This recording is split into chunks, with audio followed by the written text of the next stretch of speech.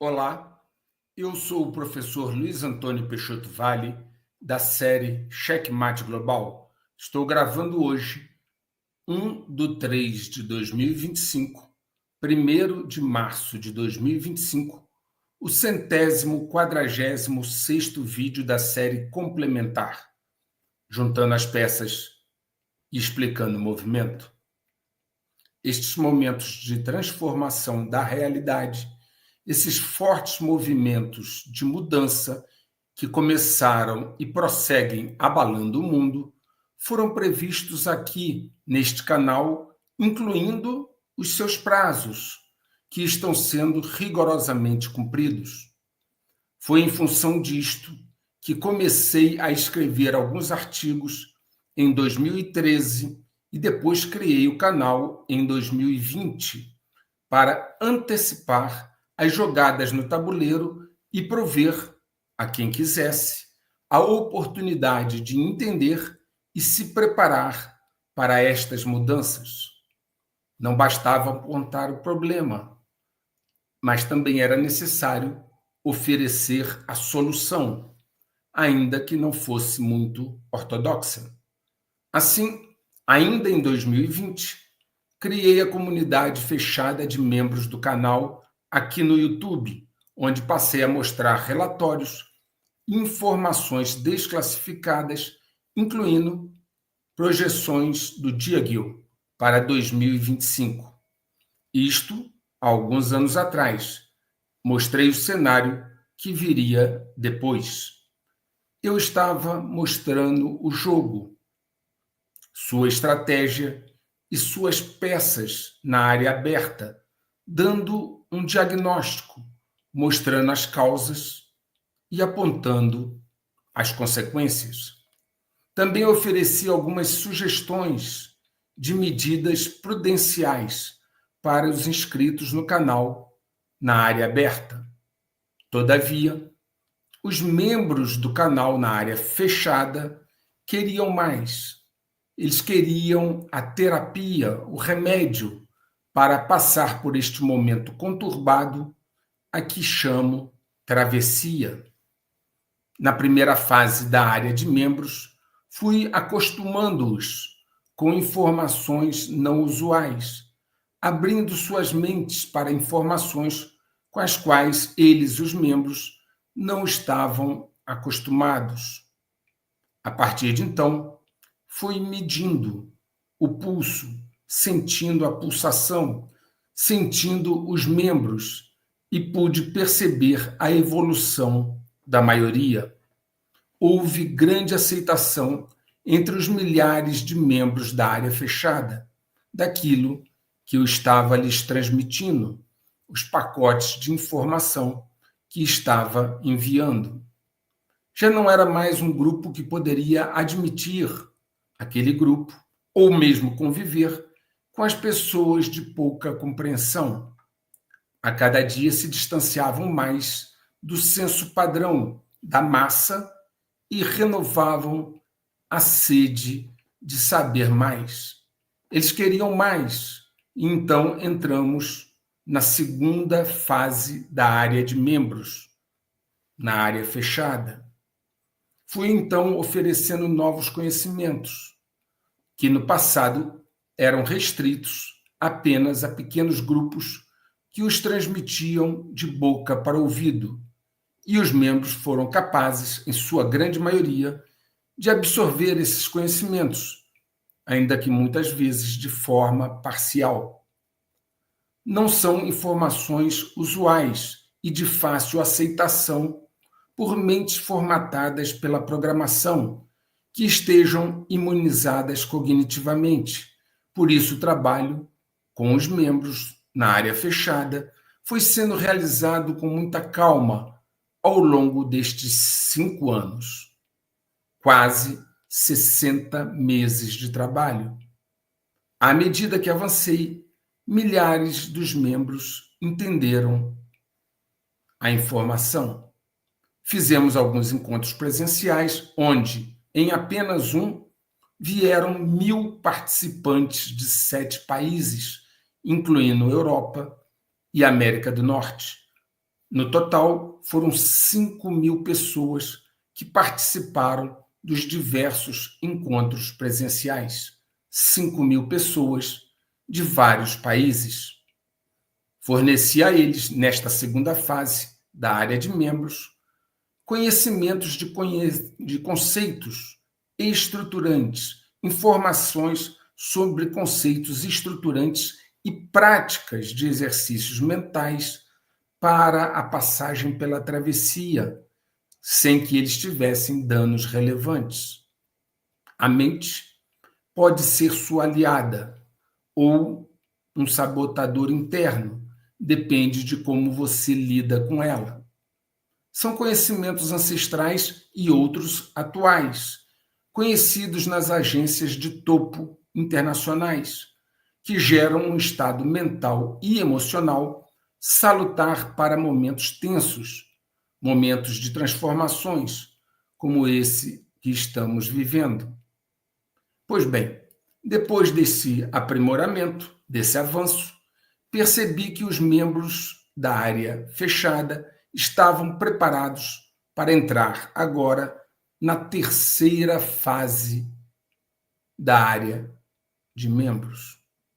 Essa fase demanda por novos conhecimentos ainda mais profundos, não conhecidos nas agências ou grupos e não indicados para serem tratados em plataformas internacionais como esta aqui. Dessa forma, eu entendi ser necessário levar estes milhares de membros para um ambiente específico, burilado, trabalhado, para atender esta demanda sofisticada.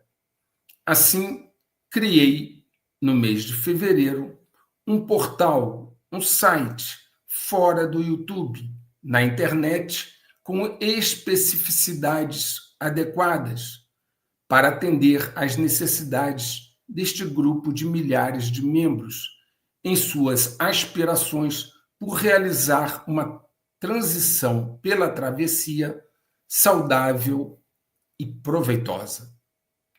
Nessa linha de pensamento, fechei então a área de membros no YouTube ontem.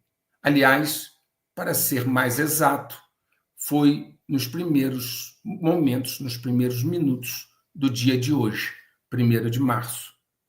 Todos os membros do canal e aqueles que queiram vir a ser membros devem então migrar, se já não o fizeram, para o novo portal, cujo link vou deixar aqui na descrição do vídeo. Repito, a área de membros daqui do YouTube foi encerrada e aberta em um novo portal, cujo link vai aqui na descrição. Para se tornar membro lá no portal é muito simples. Basta entrar através do link e seguir as instruções. As análises e ponderações sobre geopolítica, como habitualmente faço, continuarão a ser postadas aqui neste canal, no YouTube, normalmente. Mas os assuntos pertinentes à área de membros serão colocados exclusivamente lá, no novo portal, onde já existem quase 200 vídeos e lives de instrução.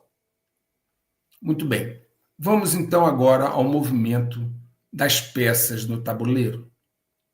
Uma nota importante que deve ser destacada antes é que eu avisei no vídeo anterior, o 145, sobre o DeepSeek, antecipando o que aconteceria. E no dia seguinte, a postagem, gravação e postagem do 145, e no dia seguinte, aquilo que eu tinha dito sobre o DeepSeek se tornou realidade. E não é só isso. Eu tenho explicado sobre a agenda de Trump, definida pela briga entre as facções DGs. Aqueles que tiverem dúvida, vejam os vídeos 144 e 145. Quem viu os vídeos anteriores entendeu facilmente os últimos acontecimentos no mundo, em particular os referentes à Ucrânia e ao Oriente Médio, e mais notadamente ao comportamento do novo presidente dos Estados Unidos, Donald Trump. Mostrei anteriormente que Trump não tem interesse em brigar com a Rússia, e isso é o que está acontecendo, e dei os motivos nos vídeos anteriores. Eu aguardei agora a reunião de ontem na Casa Branca acontecer para poder gravar este vídeo, atual, o 146. Trump tem estado bem aborrecido com o líder da Ucrânia, Zelensky. Já o havia chamado de, abre aspas, um comediante modestamente bem-sucedido, fecha aspas, dizendo que ele se tornou um ditador sem eleições, inclusive ameaçando que ele não teria um país para governar se continuasse naquele rumo. Então, o tom de Trump com Zelensky já havia mudado há alguns dias. E veio uma reunião na Casa Branca entre os dois, onde a coisa então desandou de vez.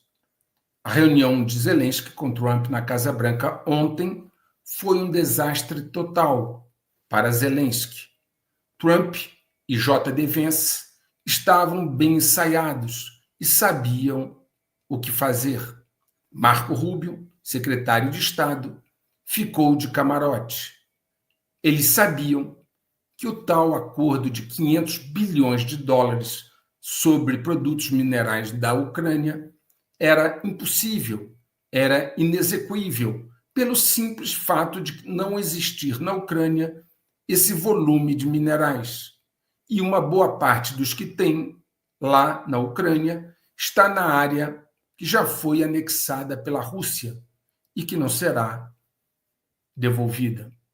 Ademais, não queriam dar nenhuma salvaguarda de segurança à Ucrânia, pois sabem que ela já perdeu a guerra e não há muito a se fazer. Então, atraíram Zelensky para uma reunião em que contavam com a conhecida empáfia do mandatário da Ucrânia. Macron, da França, e Starmer, da Inglaterra, já haviam passado no Salão Oval, na Casa Branca, já tinham ouvido e tiveram a inteligência emocional de se posicionar com serenidade e não compraram a briga com Trump. Todavia, estimulado pelos europeus, Zelensky não mostrou o mesmo equilíbrio, nenhuma capacidade de ver a sua posição real no jogo. Zelensky não consegue ter consciência situacional do que representa o seu país e do que ele representa. Na verdade, ele não é um líder mundial e muito menos a Ucrânia é um país relevante em nenhum sentido. Ele, Zelensky, então, confrontou Trump dentro da Casa Branca, como se estivesse falando de igual para igual. Completamente imprudente, faltou sabedoria a ele e sobrou arrogância. Não conhecendo os últimos movimentos das facções, ele acreditou que a facção DG europeia, que o apoia, ainda estava no comando, o que não é o caso. Ao final, Zelensky e sua equipe foram para uma sala lateral na Casa Branca, pegaram fôlego e pretendiam retomar a reunião com Trump, quando foram informados então por Marco Rubio que o presidente dos Estados Unidos os queria fora da Casa Branca imediatamente. Esse rompimento público, esse bate-boca em frente das câmeras de televisão entre Trump e Zelensky não será facilmente resolvido ou superado. Ele foi habilmente construído com uma finalidade específica. A facção DG europeia reagiu instantaneamente, como se já soubessem o que ia acontecer. As peças europeias começaram a se pronunciar momentos após a reunião, sugerindo, inclusive, um rompimento entre a Europa e os Estados Unidos.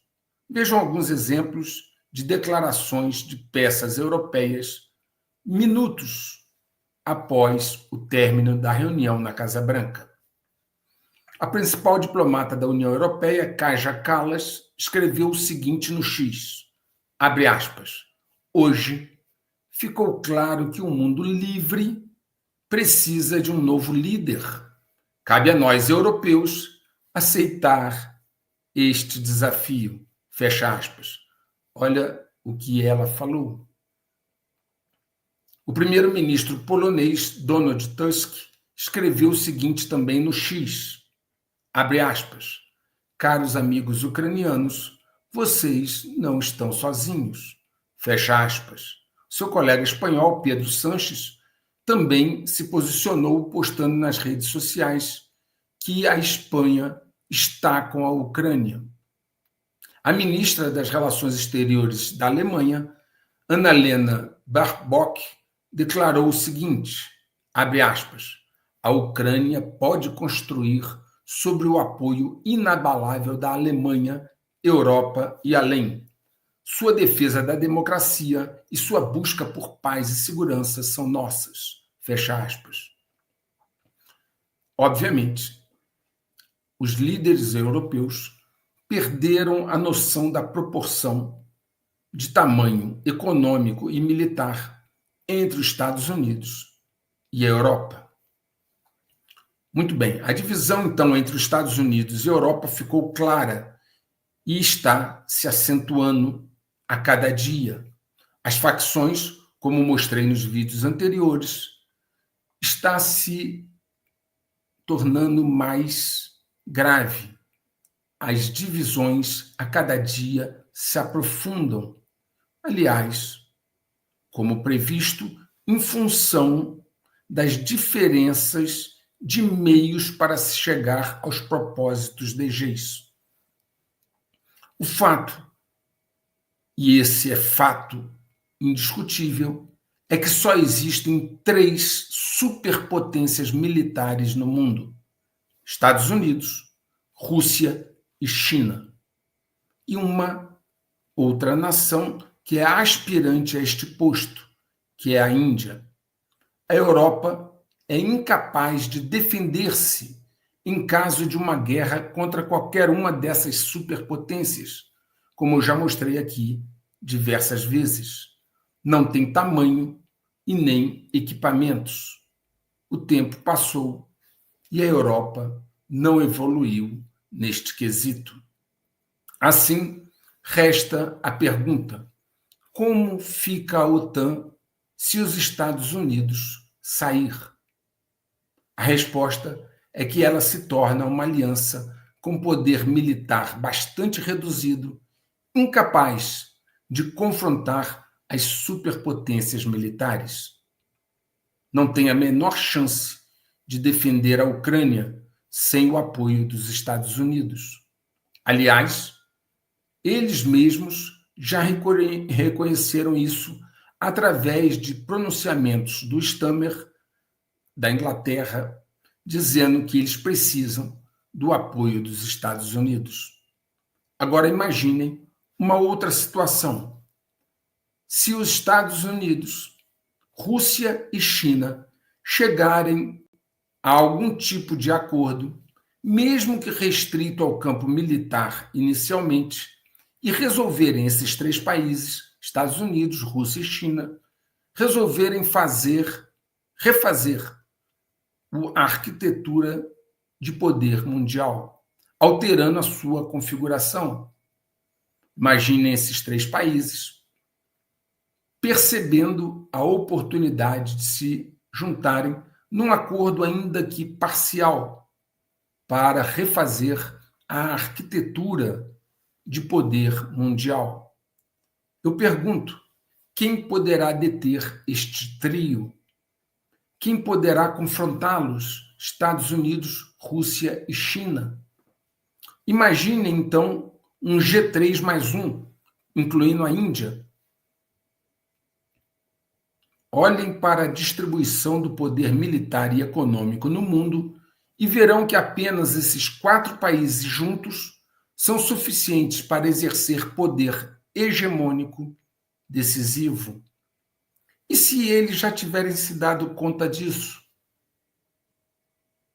Putin já declarou que busca um acordo com os Estados Unidos bem mais amplo, que vai muito além da questão da Ucrânia.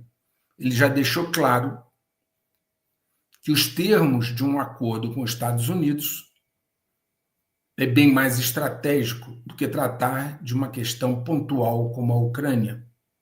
Por outro lado, Trump disse agora no dia 26 de fevereiro o seguinte, abre aspas, a União Europeia foi formada para ferrar os Estados Unidos. Esse é o propósito dela. E eles fizeram um bom trabalho. Mas agora eu sou o presidente. Fecha aspas. Talvez ele tenha percebido que a Europa é um conjunto heterogêneo de países com idiomas, histórias e culturas distintas, historicamente inimigos entre si, incapazes de se unir e que usam os Estados Unidos para protegê-los num mundo totalmente diferente do século passado. O distanciamento entre os Estados Unidos e a Europa está se tornando tão grande que até mesmo a vitória da direita na Alemanha não mudou este panorama. O provável próximo chanceler da Alemanha, Friedrich Merz, declarou pretender ajudar o seu país a quê? Ajudar o seu país a alcançar a independência dos Estados Unidos. Vejam, o futuro possível, né? Novo chanceler da Alemanha, em tese de direita, Friedrich Merz, disse que vai buscar a independência em relação aos Estados Unidos. E ele ainda acrescentou, abre aspas, as intervenções, intromissão de Washington não foram menos dramáticas e drásticas e, em última análise, ultrajantes do que as intervenções que vimos de Moscou. Fecha aspas. Veja a comparação que ele fez entre os Estados Unidos e a Rússia. O histórico. Bem, ele só não explicou o talvez possível futuro chanceler alemão, só não explicou como ele vai fazer para dispensar os Estados Unidos. Como fará isso se depende dos Estados Unidos para quase tudo na Alemanha? Para quase tudo que é importante, desde energia até apoio militar. Muitos suspeitam que os líderes europeus estão sofrendo de alguma espécie de alucinação coletiva provocada pelo ego ferido, pelas suas vaidades, por sentirem que a Europa está perdendo o posto que tinha no passado. Talvez alguns em Washington tenham percebido que esse confronto com o Oriente, estimulado pela facção DG europeia, só fez piorar as coisas ao longo dos últimos anos. Na verdade, a Rússia não tinha vínculos tão fortes com a China, com o Irã e nem com a Coreia do Norte antes do início da fase aguda de antagonismos perpetrada muito fortemente pela Europa e que se acentuou após 2014. Esse isolamento imposto à Rússia após 2014 e a tentativa europeia de aniquilá-los os empurrou para essas alianças estratégicas dentro do conceito de que o inimigo do meu inimigo é meu amigo. Se vocês olharem o cenário antes de 2014, não havia esse entrelaçamento estratégico a nível militar entre Rússia, China, Irã e Coreia do Norte. Então, esta foi uma movimentação que foi contraproducente para o Ocidente. O secretário de Estado dos Estados Unidos, Marco Rubio, disse o seguinte, abre aspas, a atual ordem global do pós-guerra não está apenas obsoleta, agora é uma arma usada contra nós.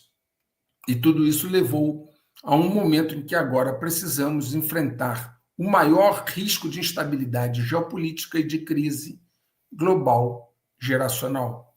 Fecha aspas. Veja o Marco Rubio dizendo que essa ordem global pós-guerra se tornou uma arma contra os Estados Unidos da América.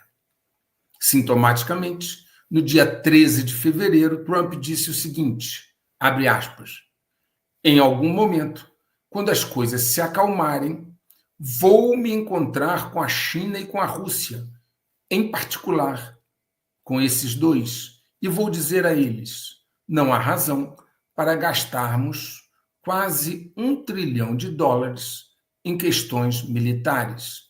Fecha aspas. E ele ainda concluiu, Trump, dando uma dica. Em vez de continuar a estocar armas, Trump disse que esperava que os 3 países pudessem se mover na direção oposta e aplicar essas economias em, abre aspas, outras coisas que são, na verdade, esperançosamente, muito mais produtivas. Fecha aspas. Há planos para que os três, Trump, Putin e Xi Jinping, se encontrem em maio em Moscou, durante as comemorações dos 80 anos da vitória na Segunda Guerra Mundial. Muitas possibilidades estão em aberto, onde podem acontecer ou não certas coisas, dado que são muitas as variáveis a interagir. Mas as ideias estão sendo plantadas e podem ser vistas pelos analistas imparciais. Portanto, algo mais profundo pode estar impulsionando os acontecimentos. E esse algo mais profundo pode não estar preocupado com ideologias ou paixões de torcedores. Feita essa introdução, vamos então ao movimento do cavalo. A prova de que os países estavam se preparando para estes conflitos pode ser vista na evolução dos gastos militares desde o início da década de 90. De acordo com o Banco de Dados de Despesas Militares do SIPRI, eles quase dobraram nesse período os gastos militares. Os custos atribuídos a equipamentos de defesa, pessoal, operações e manutenção foram de quase $1,3 trilhão em 1993 e cresceram para quase $2,4 trilhões em 2023. Eu já mostrei aqui diversas vezes que não dá para confiar nos dados do governo dos Estados Unidos. Aliás, eu acho que não dá para confiar nos dados e estatísticas de quase governo nenhum na face da Terra. Entretanto, estamos vendo a auditoria que o DOGE, que é o Departamento de Eficiência Governamental, capitaneado pelo Elon Musk, a auditoria que ele está fazendo nos órgãos do governo americano, encontrando coisas absurdas. E não dá para confiar mesmo, inclusive no Pentágono, onde ninguém sabe para onde vai o dinheiro. Foi anunciado que o DOGE vai analisar os gastos do Pentágono após a 7ª auditoria fracassada. Eles vão para a 8ª auditoria que não conseguem concluir no Pentágono, por vários motivos que eu já mostrei aqui em outros vídeos. É uma vergonha uma instituição com a dotação orçamentária e a estrutura do Pentágono não ter contabilidade em dia, ou então é proposital. O DOGE já encontrou problemas em quase todos os lugares que olhou no governo estadunidense, desde a USAID até o Tesouro dos Estados Unidos. A USAID é uma instituição voltada para apoio externo e a maioria dos seus fundos foi usado para apoiar questões de cunho ideológico e não atendendo os melhores interesses dos Estados Unidos. E certamente, talvez não será diferente no Pentágono, só que lá as cifras chegarão a trilhões de dólares.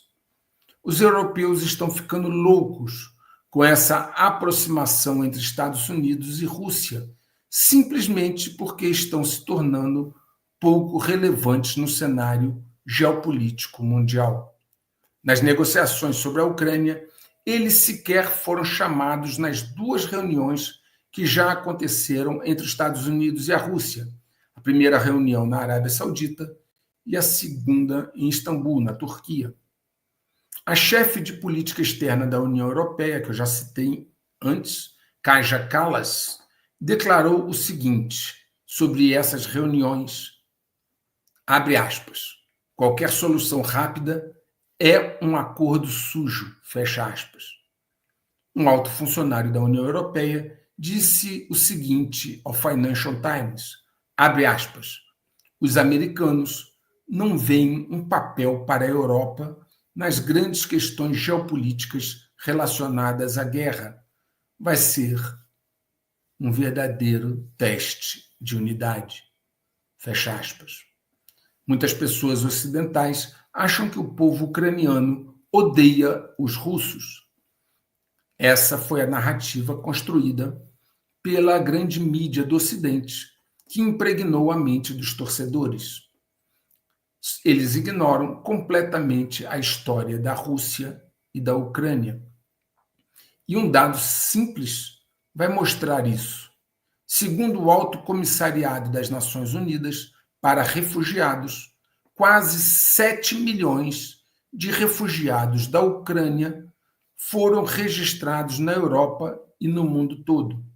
Então, essa informação vem do Alto Comissariado das Nações Unidas. 7 milhões de pessoas fugiram da Ucrânia, se tornaram refugiados.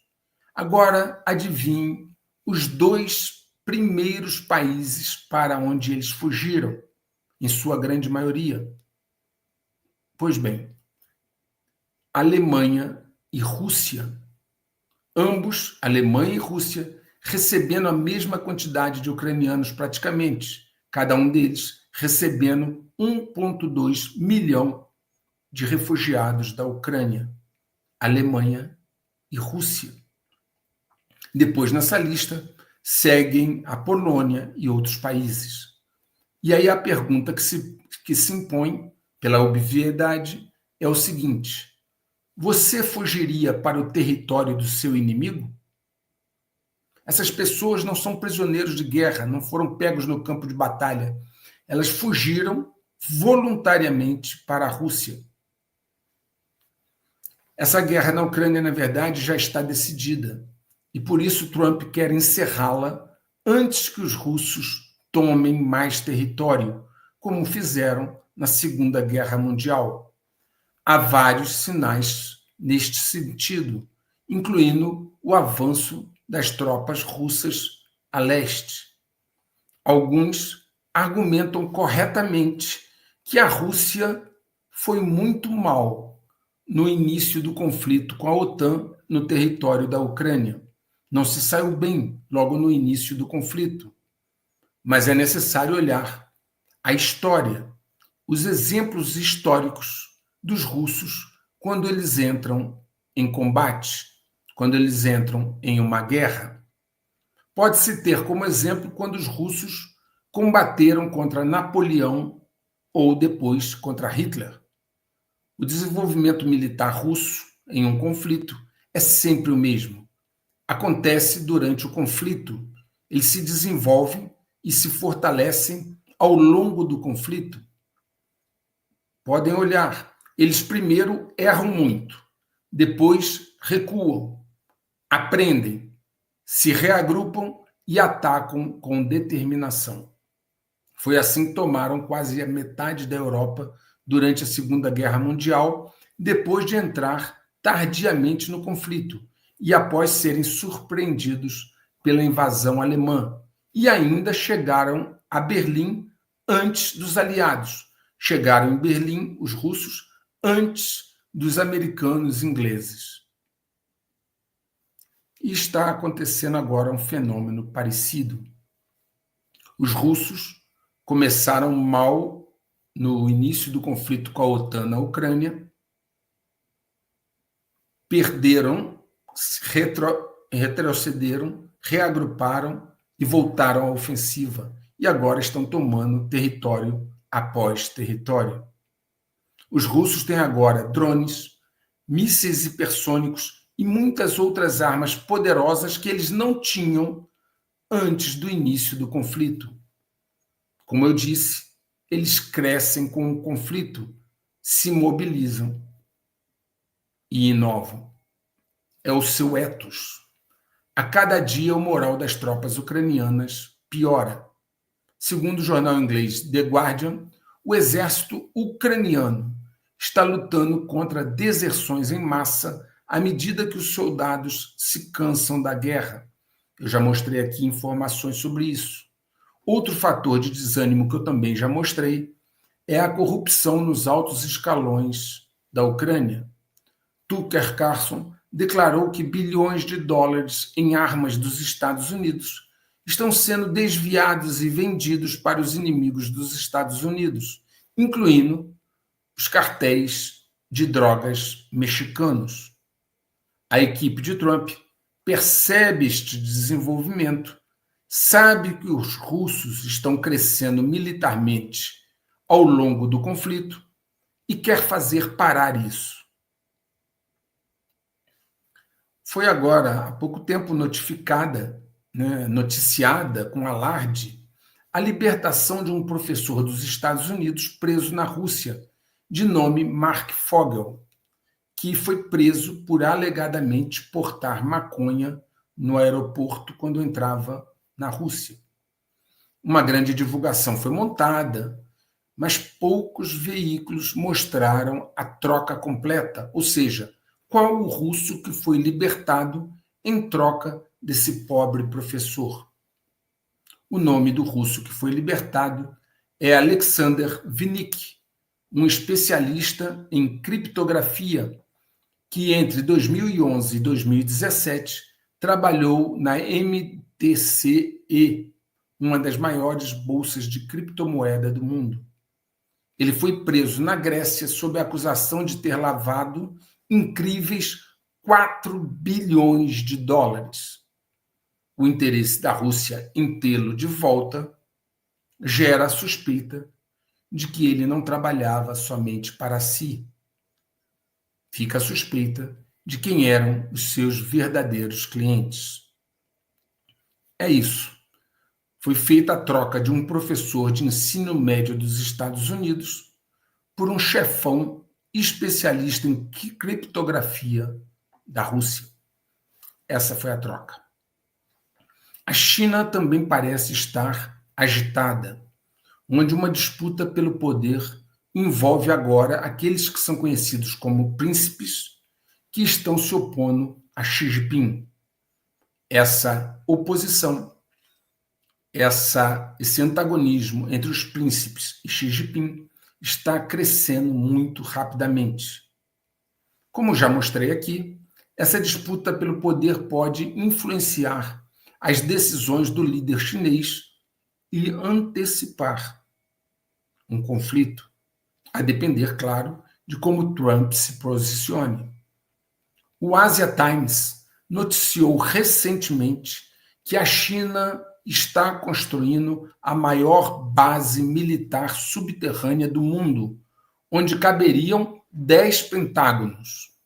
Apelidada essa estrutura de, abre aspas, Cidade Militar de Pequim, apelidada pelos analistas militares ocidentais. Ou seja, eles estão construindo a maior base militar subterrânea do mundo, onde caberiam 10 pentágonos. O Financial Times disse que a construção da mega instalação gerou alarme entre as agências de inteligência ocidentais que acreditam que Pequim está se preparando para uma guerra em larga escala ou até mesmo nuclear. Não é segredo, no entanto, que a China já tem bunkers nucleares e centros de comando militar subterrâneos há algum tempo.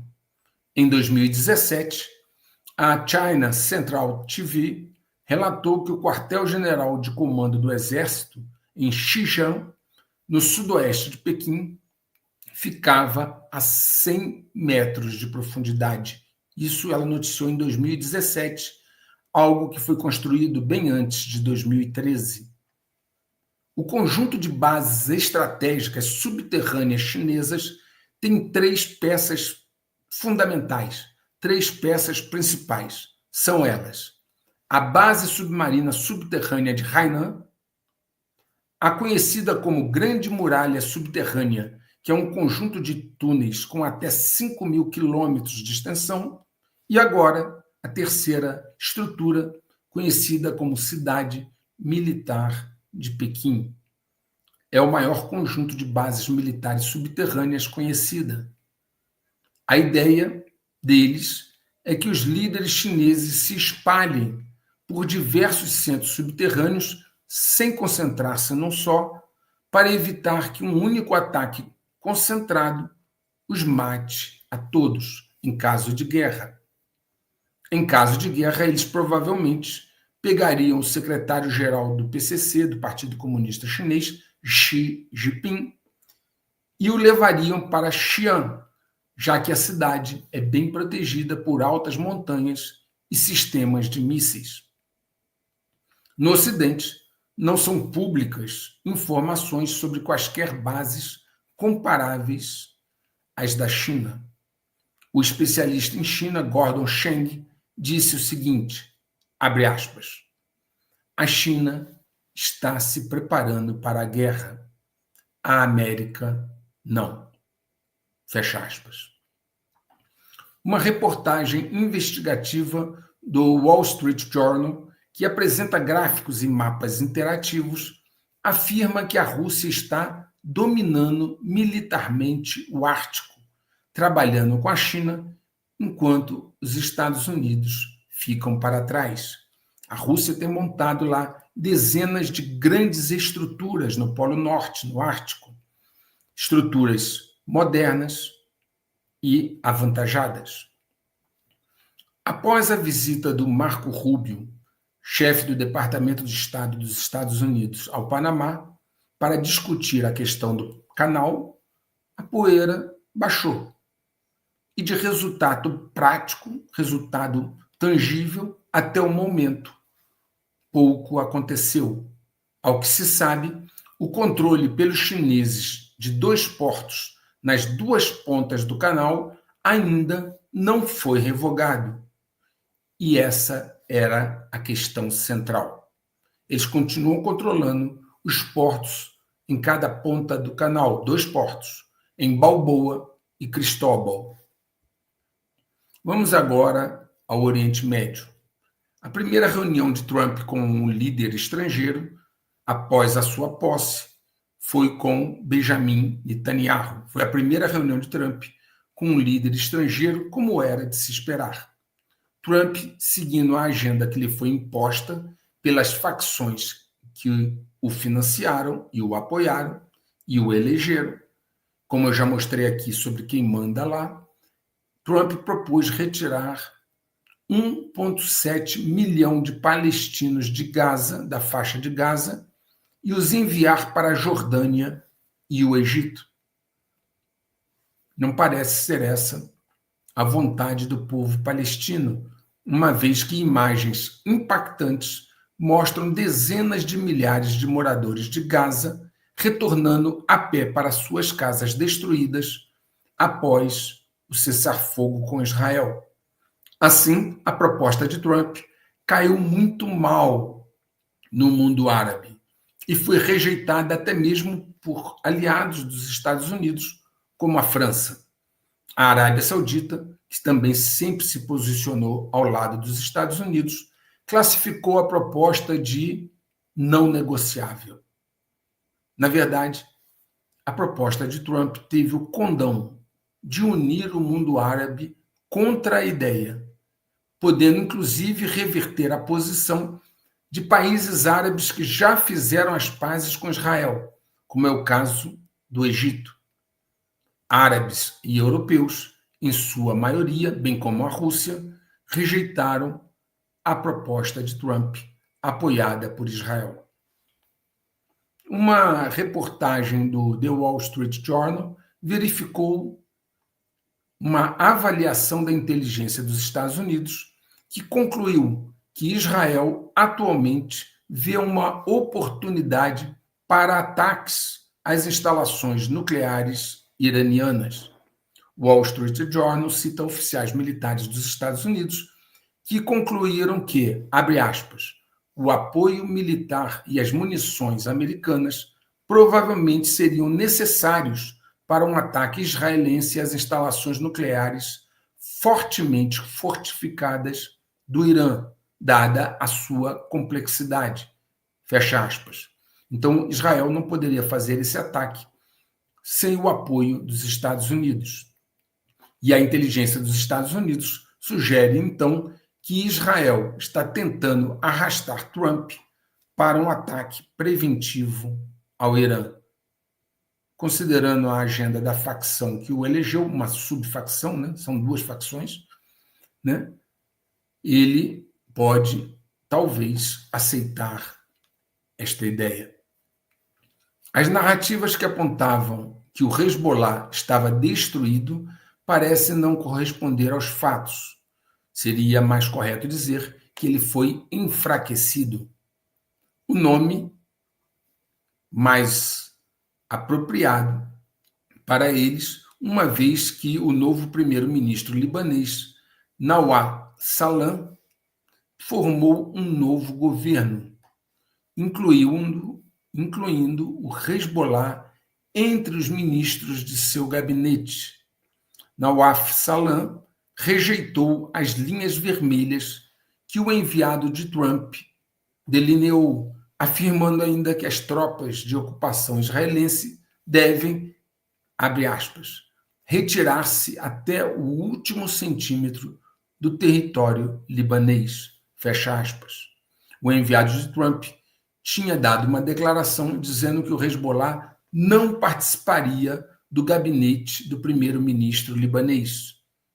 E foi descartada essa ideia e o primeiro-ministro libanês incluiu sim o Hezbollah entre os seus ministros no seu gabinete. No Irã, o Ayatollah Ali Khamenei fechou a porta para negociações com os Estados Unidos após Trump dizer que vai restaurar a pressão máxima.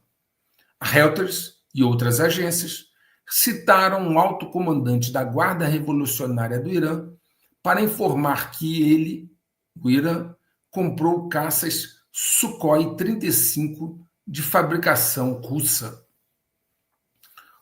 Vamos agora seguir no caminho para entender o cessar-fogo entre o Hamas e Israel, que começou em 19 de janeiro, finalizou hoje a sua primeira fase, sem haver nenhuma garantia para implementação de futuras etapas.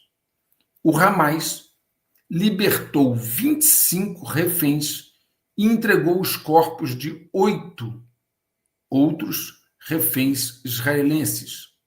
E, em contrapartida, Israel libertou 2.000 palestinos, 33 reféns, 25 vivos e 8 corpos, para 2.000 palestinos. O Hamas aproveitou o cessar-fogo para mostrar a sua força e se reestruturar. No vídeo anterior, aquele 145, eu mostrei reportagem do Jerusalem Post evidenciando este fato de que o Hamas se fortaleceu. Pois bem, a Reuters recentemente relatou que, segundo fontes do Congresso dos Estados Unidos, informadas pela inteligência, disseram o seguinte, abre aspas, o grupo militante Hamas recrutou entre 10 e 15 mil membros desde o início de sua guerra com Israel. E ainda acrescentou, abre aspas, a inteligência indica que um número similar de combatentes do Hamas foi morto durante este período, fecha aspas, sugerindo então que os combatentes apoiados pelo Irã podem continuar sendo uma ameaça persistente a Israel. Nesse caso, a inteligência dos Estados Unidos está dizendo que o Hamas conseguiu repor as suas perdas nos combates com Israel. Vamos agora, então, ao movimento da peça Torre. Em 2024, a dívida pública global deverá atingir 102 trilhões de dólares. Estados Unidos, com 34,6%, China, com 16,1% e Japão, com 10%, respondem por 60% dessa dívida global. Dentre os mais endividados, os países que têm maior dívida superior ao seu PIB, ou seja, países em que a dívida supera o seu PIB, dentre os 10 maiores devedores, estão Estados Unidos, Japão, Reino Unido, França, Itália e Canadá. Esses são os países entre os 10 maiores devedores que têm dívida superior ao seu PIB. Vou repetir: Estados Unidos, Japão, Reino Unido, França, Itália e Canadá. Enfim, a elite do Ocidente, do grupo chamado G7. Aliás, o G7 não deveria ser chamado de grupo dos países ricos, mas dos mais endividados. Grupo dos países endividados. O Brasil, nesse ranking, está em 10º lugar, respondendo por 1,9% da dívida global e comprometendo 87,6% do seu PIB. O déficit orçamentário dos Estados Unidos atingirá recorde de 840 bilhões de dólares nos primeiros 4 meses de 2025, e os juros sobre a dívida atingirá recorde de 1,2 trilhão de dólares. Já falei desse tema aqui mais de uma vez. Se não fosse o dólar aceito por todos, a coisa ficaria muito difícil para os Estados Unidos. Esses déficits e outros problemas de gestão têm gerado a diminuição da riqueza nacional dos Estados Unidos. Existe um critério de definir o que é um país rico. Em termos financeiros relativos, é um país cuja posição de investimento líquido é positiva. O que significa isso?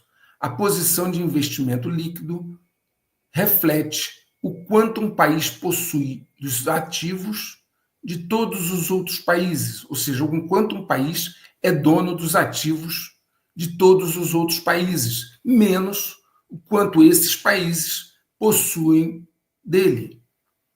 Então, é o efeito líquido entre aquilo que um país possui de todos os outros, menos o que esses países possuem dele. Os Estados Unidos, há muitos anos, têm investimento líquido positivo, mas isso acabou. Hoje, governos estrangeiros, corporações, fundos e indivíduos ricos possuem dezenas de trilhões a mais em ações, títulos, imóveis e outros ativos dos Estados Unidos do que os Estados Unidos possuem deles. Logo, Estados Unidos está na posição de investimento líquido negativa, ok? Os outros têm mais a receber dos Estados Unidos do que ele tem a receber dos demais. Para Michael Wilkerson, a causa deste declínio é muito clara. Como nação, os Estados Unidos estão consumindo mais do que produzem e tomando dinheiro emprestado para isso. O Doge de Elon Musk tem mostrado quanta fraude e desvios tem nos órgãos do governo dos Estados Unidos. Até mesmo Fort Knox, onde estão as reservas em barra de ouro dos Estados Unidos, será verificado, porque se teme que tenha sido roubado ou substituído por tungstênio. Musk e Trump já mostraram a sua apreensão. Trump disse o seguinte, abre aspas, vamos entrar em Fort Knox para garantir que o ouro esteja lá, fecha aspas. Ed Dow, ex-gerente financeiro de Wall Street, disse o seguinte, abre aspas, nunca vi uma manipulação tão flagrante de estatísticas governamentais, fecha aspas. Quanto ao governo Trump que entrou, ele disparou o seguinte, abre aspas, eles acabaram de receber livros fraudulentos e ele garante que Trump está herdando uma economia horrível. A manipulação nos Estados Unidos chegou a níveis elevados. O problema de não se poder confiar em números é que você não sabe realmente qual é a fundura do poço. Está acontecendo um fenômeno interessante nos Estados Unidos que é típico de países pobres. Eu estou falando do aumento da dependência da população dos benefícios pagos pelo Estado. Uma população que está se tornando cada vez mais dependente do Estado. Um relatório do Economic Innovation Group informa que os pagamentos do governo se tornaram a fonte de renda que mais cresce no país. Isso não é bom. Poucos sabem, não foi tão noticiado, mas Trump suspendeu a lei anticorrupção de 1977, que proíbe suborno no exterior. Ele assinou um decreto orientando o Departamento de Justiça a suspender os processos contra estadunidenses acusados de subornar funcionários de governos estrangeiros, ao tentar ganhar ou manter negócios nesses países. O decreto de Trump suspende a aplicação da Lei de Práticas de Corrupção no Exterior, conhecida como FCPA, que tem quase meio século de existência. Trump disse o seguinte, abre aspas, isso vai significar muito mais negócios para os Estados Unidos, fecha aspas. Um comunicado da Casa Branca disse que a lei tornava as empresas dos Estados Unidos menos competitivas, por isso essa lei foi revogada pelo decreto de Trump. Bom, trocando em miúdos, na prática, isso significa que as empresas dos Estados Unidos poderão agora estar livres para corromper e subornar pessoas no exterior. Essa é a consequência clara dessa situação. Vamos agora falar um pouco da Europa. A indústria automobilística europeia está entrando em colapso, principalmente por causa da agenda verde da Comissão Europeia. A indústria automobilística europeia está enfrentando um conjunto de fatores, incluindo menor produção de veículos, altos custos de energia e mão de obra e competição de veículos elétricos chineses mais baratos. No dia 23 de janeiro, a Automotive Manufacturing Solution publicou um artigo destacando que os fornecedores e produtores automotivos europeus estão enfrentando uma crise existencial. Né? Esse grupo escreveu o seguinte, abre aspas, demissões em massa e investimentos em veículos elétricos em queda livre ameaçam a manufatura europeia de automóveis, fecha aspas. Segundo especialistas, é uma crise existencial de difícil reversão. Um grande problema que está matando as indústrias europeias é o preço da energia. Quando eles abriram mão da energia barata que compravam da Rússia, tiveram de passar a comprá-la dos Estados Unidos. O valor mais alto, agravado pelo excesso de impostos europeus, tornou o seu preço da energia até três vezes mais altos do que nos Estados Unidos. Imaginem o peso desse custo em indústrias intensas que usam muita energia de transformação. O Bundesbank, Banco Central da Alemanha, anunciou que suas reservas foram completamente esgotadas após uma perda impressionante de 20 bilhões de dólares em 2024. Ou seja, o Banco Central alemão, acaba de admitir que não tem mais reservas.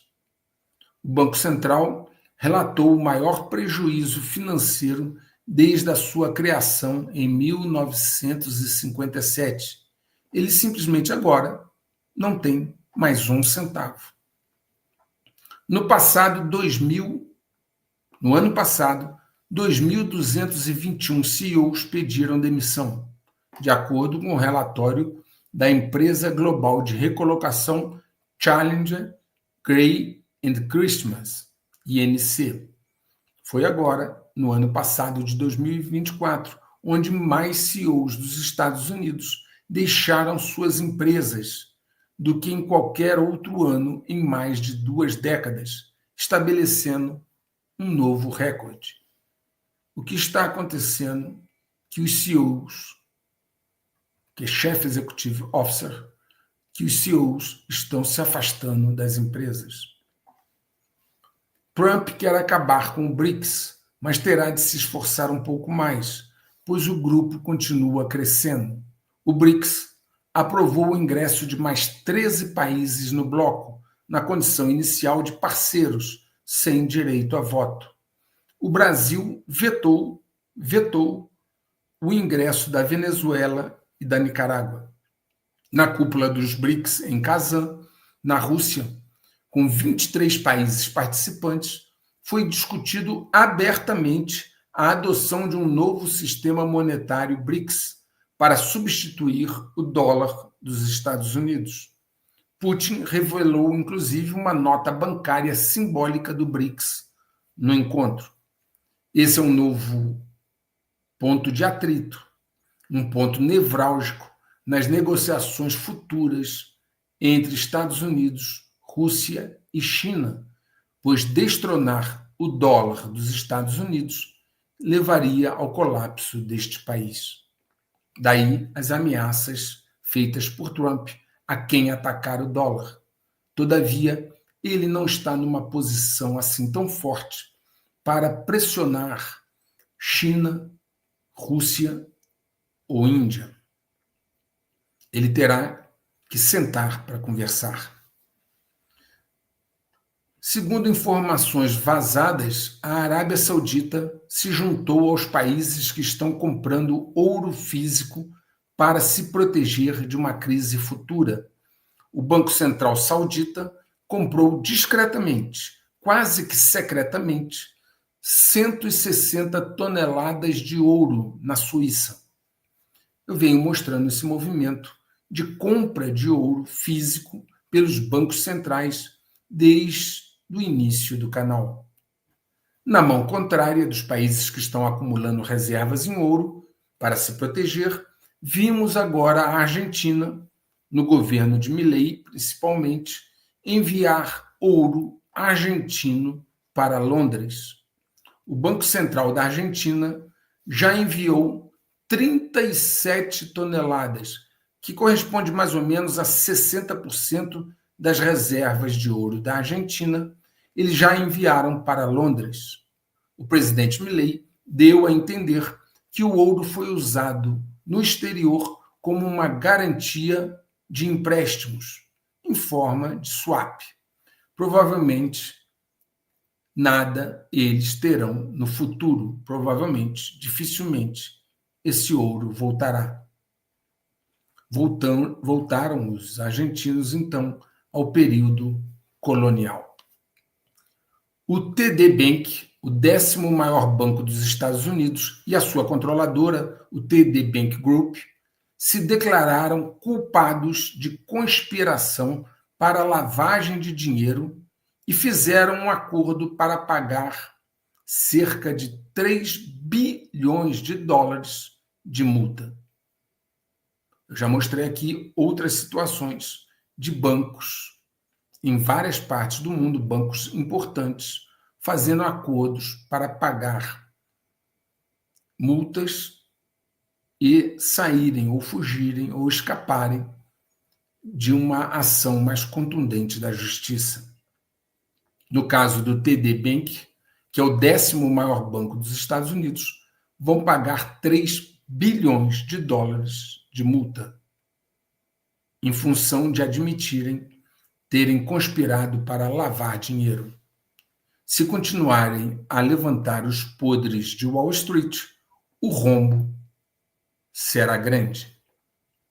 Está tudo muito claro para quem tem olhos de ver e ouvidos de ouvir, para quem quer entender.